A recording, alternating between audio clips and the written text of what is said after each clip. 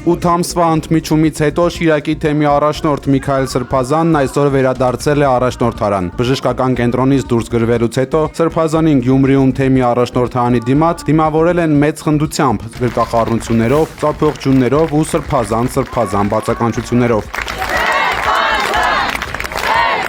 2025 թվականի հունիսից կալանքի տակ գտնվող Միքայել arczepiskopos Աջապահյանի խափանման միջոցը փետրվարի 6-ին փոխվել է տնային կալանքով։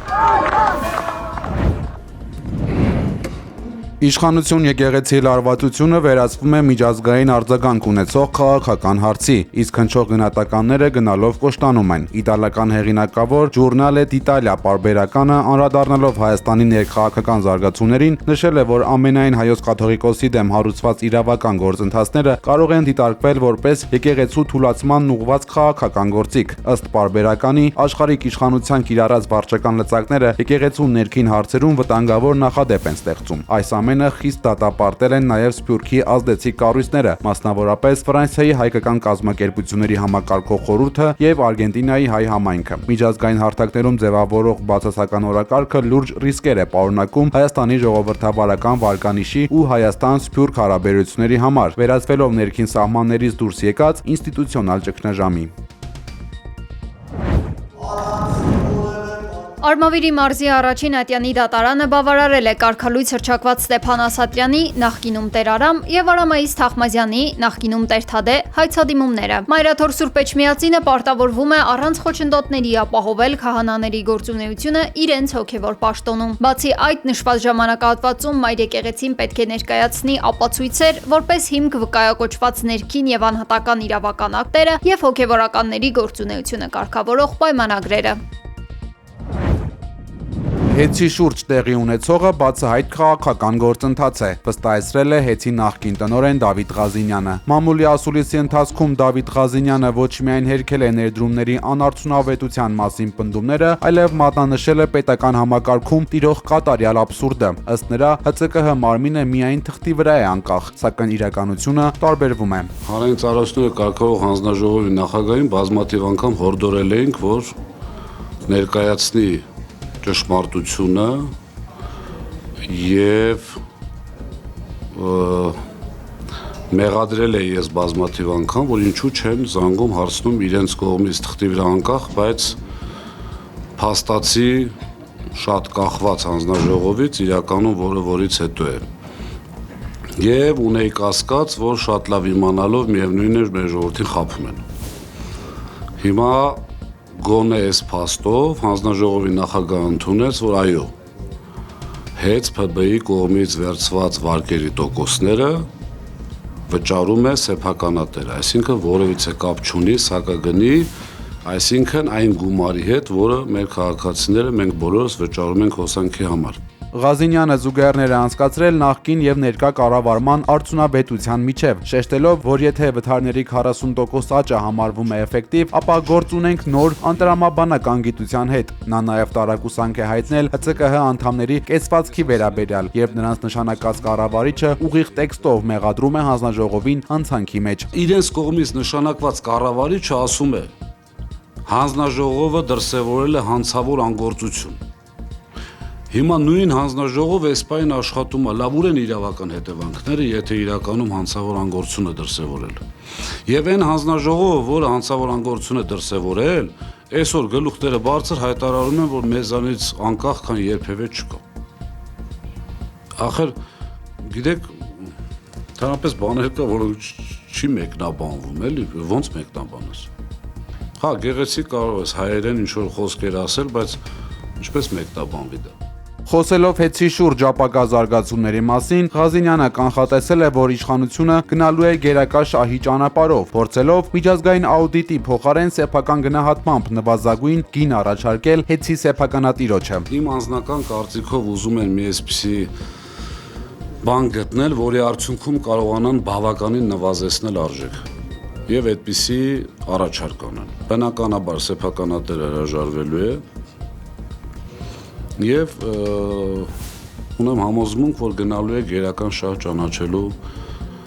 այս պրոցեսը ամեն ինչով կապված է քաղաքականի հետ։ Իր ռեյտինգի, իր դեմ ստերը չաշխատելու արդյունքում ավելի սրվում են, այսպես իրենց ավելի կոպիտ են դառնում իրենց գործողությունները, որին մենք պատրաստ ենք։ Արցախի նախկին պետնախարար Ռուբեն Վարդանյանը դատապարտվել է 20 տարվա ազատազրկման, երբևէ զինվորական պաշտոն չզբաղեցրած Վարդանյանին Բաքվի դատարանը մեղավոր է ճանաչել մի շարք հանցանքների, այդ թվում Ադրբեջանի դեմ պատերազմի, ահաբեկչության ֆինանսավորման, մարդկանց տեղահանելու համար։ Վերջին դատական նիստի ընթացքում Արցախի նախկին պետնախարարը փաստաբանին արգելել էր ներկայացնել պաշտպանական փաստարկներ, տեղի ունեցողը որակելով ոչ թե դատ, այլ ֆարս։ Շուրջ 1 տարի տևած դատավարությանը այդպես էլ որևէ անկախ փաստաբան, իրավապաշտպան ու լրատվամիջոց չի մասնակցել։ Ավելի վաղ էլ 15 տարվանից մինչև ցմահ ազատազրկման էին դատապարտվել Արցախի մյուս ղեկավարներն ու գործով անցնող մեղադրյալները։ Ադրբեջանի նախագահ օրերս Մյունխենում հարցազրույցի ընթացքում նշել էր, որ նրանց ազատարձակումը ոչ մի կերպ հնարավոր չէ։ From Armenia. Սա պարզապես Ռուբեն Վարդանյանի եւ մյուս հայ բանտարկյալների դատավարություն չէ։ Սա դատավճիռ է հայ ժողովրդի դեմ։ Ռուբեն Վարդանյանի ընտանիքը արձագանքել է Բաքվի շինծու որոշմանը։ Մեջբերում հայտարարությունից Ադրբեջանի ռազմական դատարանի վճիռը սարսափեցնող է, թեև ոչ անսպասելի։ Դեռևս 874 օր առաջ նրա ապօրինի ձերբակալությունից սկսած ակնհայտ էր, որ այս գործընթացի արդյունքը կանխորոշված էր։ Այս ընթացքում նրա դեմ առաջադրված մեղադրանքներից եւ ոչ մեկը հիմնավորող որևէ ապացույց այդպես էլ չի ներկայացվել։ Կոչ ենք անում աշխարհի առաջնորդներին, միջազգային կազմակերպություններին եւ մարդու իրավունքների պաշտպանության խմբերին ձեռնարկել բոլոր անհրաժեշտ միջոցները։ Վարդանյանի ընտանիքը նշել է, որ շարունակելու են ձգտել Արցախի նախկին պետնախարարի եւ մյուս մեր հայ բանտարկյալների ազատ արձակմանը։ Ժնևում սկսվել են ռուս-ուկրաինական հակամարտության կարգավորման շուրջ եռակողմ բանակցությունները։ Վլադիմիր Մեդինսկու գլխավորած ռուսական պատվիրակությունը ժամանել է հանդիպման վայր եւ սկսել աշխատանքը։ Կրեմլի խոսնակ Դմիտրի Պեսկովը հայտնել է, որ քննարկումները փակ են լրատվամիջոցների համար, իսկ պատվիրակությունները որոշումները կայացնելու են հենց տեղում։ Նրա խոսքով այսօր էական նորություններ չեն սպասվում։ Բանակցությունները տևելու են 2 օր։ Այս ամենին զուգահեռ ԱՄՆ նախագահ Դոնալդ Թրամփը վերջին օրերին կոշտ հայտարարություններով փաստացի պարտադրում է Ուկրաինային արագացնել գործընթացը եւ շուտապույտ համաձայնության գալ։ Իր հերթին Ուկրաինայի նախագահ Վլադիմիր Զելենսկին տեսաուղերձ է հրապարակել, հույս հայտնելով, որ հանդիպումը վերջապես կտա սպասված արդյունքը։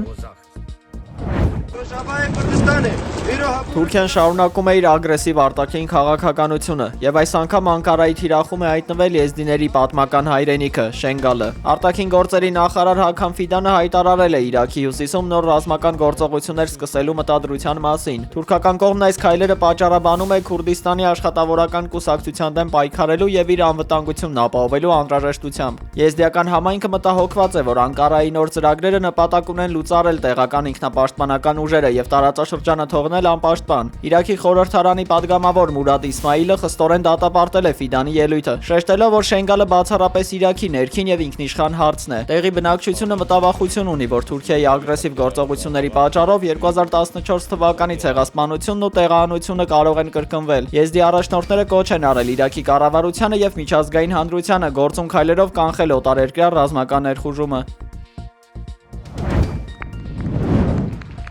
Հնդկաստանի վարչապետ Նարենդրա Մոդին Մումբայում հյուրընկալել է Ֆրանսիայի նախագահ Էմանուել Մակրոնին երրորդյա պետական այցով։ Երկու երկրների ղեկավարները քննարկել են համագործակցության հեռանկարները, մասնավորապես պաշտպանության, առևտրի եւ բարձր տեխնոլոգիաների ոլորտներում։ Այցի ամենակարևոր իրադարձություններից մեկը նոր գործարանի բացումն էր։ Airbus եւ Tata ընկերությունները միավորվել են Հնդկաստանում առաջին անգամ ուղղաթիռներ արտադրելու։ Մակրոնը եւ Մոդին սեղմել են խորհրդանշական կոճակը գործարկելով վիրտուալ հավաքման գիծը։ Բացի այդ, Հնդկաստանն արդեն հաստատել է 40 միլիարդ դոլարի պաշտպանական փաթեթը, որով նախատեսվում է Ֆրանսիայից ձեռք բերել Ռաֆայել կործանիչներ։